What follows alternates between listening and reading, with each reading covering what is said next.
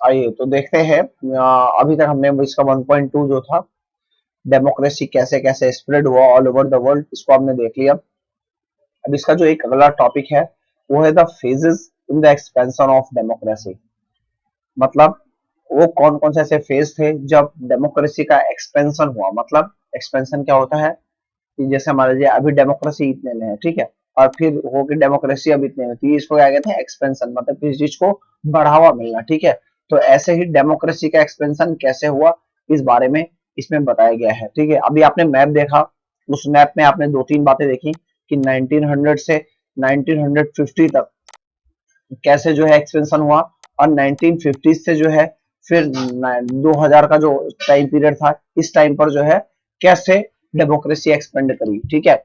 अभी इसमें यही बात बताई गई है कि देखिए, the story of modern democracy begin at least sorry sorry बच्चों, हाँ, the story of modern democracy began at least 2 centuries अगो। मतलब 2 सेंचुरी पहले से ही जो मॉडर्न डेमोक्रेसी है वो अच्छे से चल रही है। You may read the chapter on the French revolution at 1789 in the history book of the schools. This popular uprising did not establish a secure and stable democracy in France. आपने France की क्रांति सुनी होगी, है ना, French revolution सुना होगा।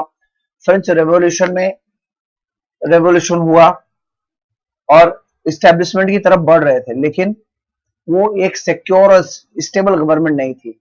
देखिए, जब भी क्या होता है ना, जब भी ये दौर होता है कि अभी मान लीजिए यहाँ पर राजा का शासन रहा है, और राजा के शासन से हम फिर डेमोक्रेसी की ओर जाएं, है ना, डेमोक्रेसी की ओर जाएं, तो होता क्या है कि जो व्यक्ति राजा से डेमोक्रेसी की ओर जाएगा, यानी जो किंगशिप से जो है डेमोक्रेसी की ओर जाता है, उसमें भी कुछ ऐसे फेज होते हैं जो कि पूर्ण रूप से ना तो डेमोक्रेसी होते हैं, ना तो कम्प्लीटली डेमोक्रेसी होते हैं, और ना तो किंगशिप होते हैं, तो इसको ट्रांजिशन का फेज कहते हैं।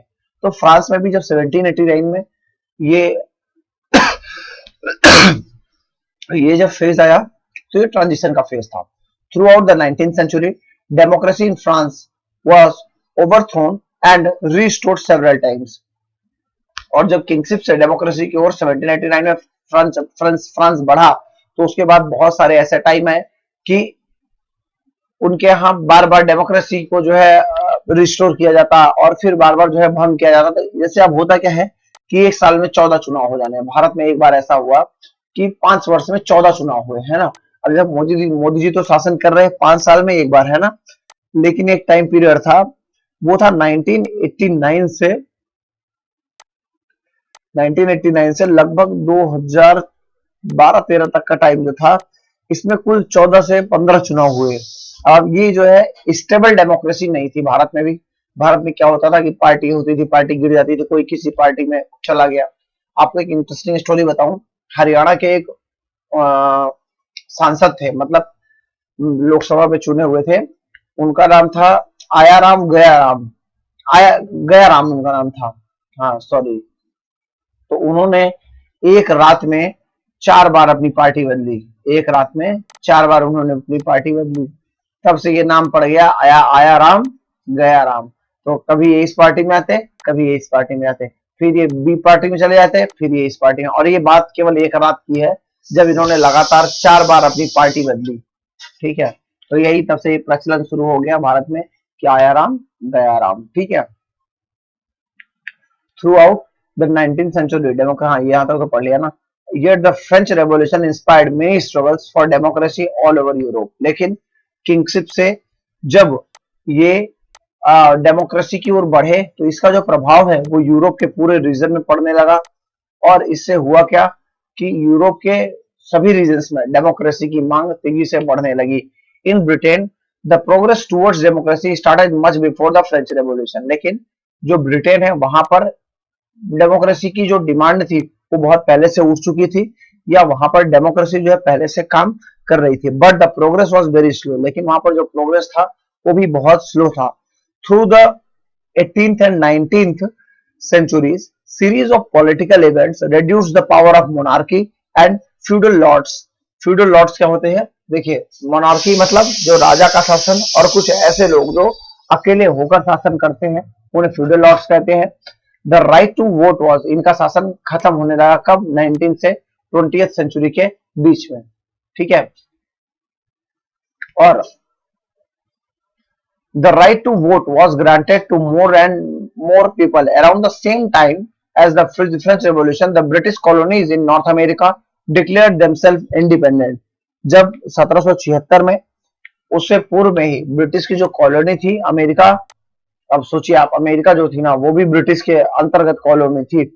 अमेरिका के ऊपर कनाडा भी जो है फ्रेंच की अंग्रेजों की वो थी, कम्युनिटी थी, सॉरी मतलब कॉलोनी थी।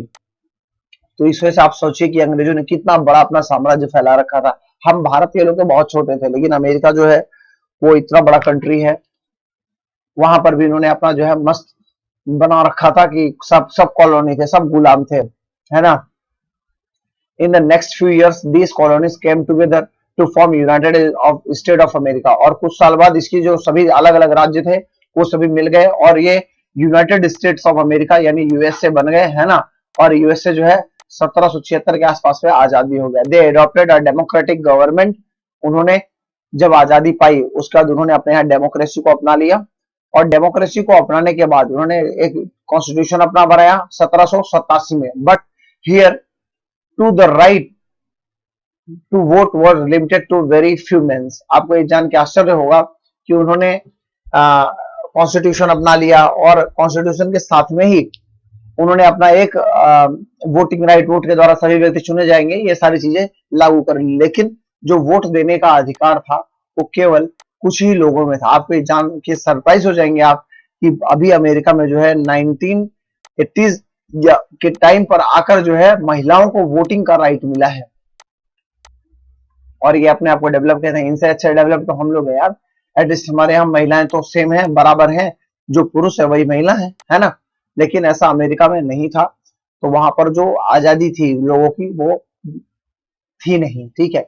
In the 19th century struggles for democracy often centered around political equality, freedom of justice and हाँ, तो जो 19th सेंचुरी के स्ट्रगल्स थे उनका वो सेंटर्ड किस पे थे, यानी उनमें सबसे जो मेन डिमांड थी वो किसकी थी, एक तो पॉलिटिकल इक्वालिटी की थी और दूसरा फ्रीडम एंड जस्टिस की थी।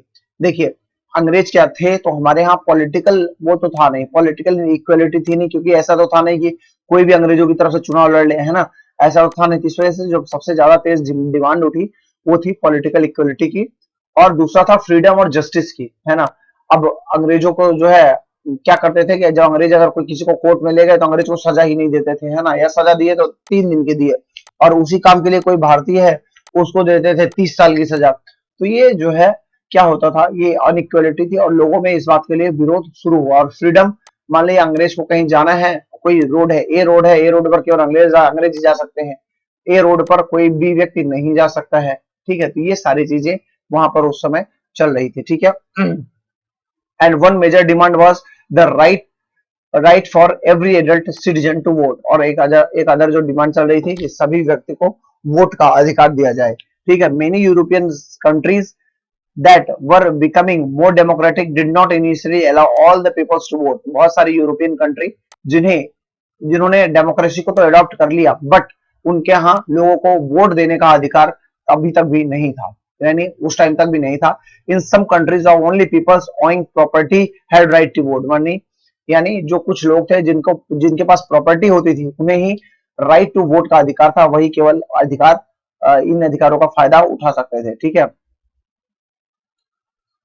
Often women did not have right to vote in United States of America. The blacks all over the country could not exercise the right to vote until 1965। जो blacks थे यानी जो सांवले colour के लोग होते हैं उनको जो है वोट का अधिकार, और महिलाओं को वोट का अधिकार 1965 तक नहीं था। आप सोचिए जिस देश में कॉन्स्टिट्यूशन बना 1776 में, लेकिन वहां वोट का अधिकार नहीं है 1965 तक, तो ये डेमोक्रेसी क्या है ना। हमारे यहाँ तो हमने जिस दिन डेमोक्रेसी को अडॉप्ट किया उसी दिन से महिला बराबर पुरुष बराबर, है ना। हमारे यहाँ औरतें ने भी कहा कि नहीं हम बराबर रहेंगे, और बराबर की मांग उनकी मानी गई, ठीक है। तो those struggling for democracy wanted this right granted universally for all adults, main और वुमेन, रिच और पुअर, व्हाइट और ब्लैक, है ना। मतलब जब ये सारे स्ट्रगल शुरू हुए तो वोटिंग के जो राइट थे उनकी डिमांड हो गई कि आप हमें सबको राइट दो, मतलब ऐसा नहीं कि आप किसी एक लोगों को राइट दे रहे हो। तो आप एक काम करो, जो एडल्ट हैं, चाहे महिला हैं, पुरुष हैं, वो गरीब है, अमीर है, व्हाइट है, ब्लैक है, आप सबको दो वो। तो ठीक है कि आप सभी को वोटिंग राइट दो, और वोटिंग राइट की ये स्ट्रगल शुरू हो गई थी। और इसी को कहते हैं कि ये यूनिवर्सल एडल्ट फ्रेंचाइजी है, मतलब सार्वभौमिक मताधिकार है। ठीक है, या इसको यूनिवर्सल सफरेज भी कहते हैं, यानी हर व्यक्ति को जो है समान रूप से जो एडल्ट है उसको वोट देने का अधिकार है। ठीक है, इसको हिंदी में कहते हैं सार्वभौमिक मताधिकार। ठीक है, अब हम आज यहीं तक पढ़ेंगे, अगला वीडियो में हम आज से आगे देखेंगे। ठीक है, सो थैंक यू फर्स्ट।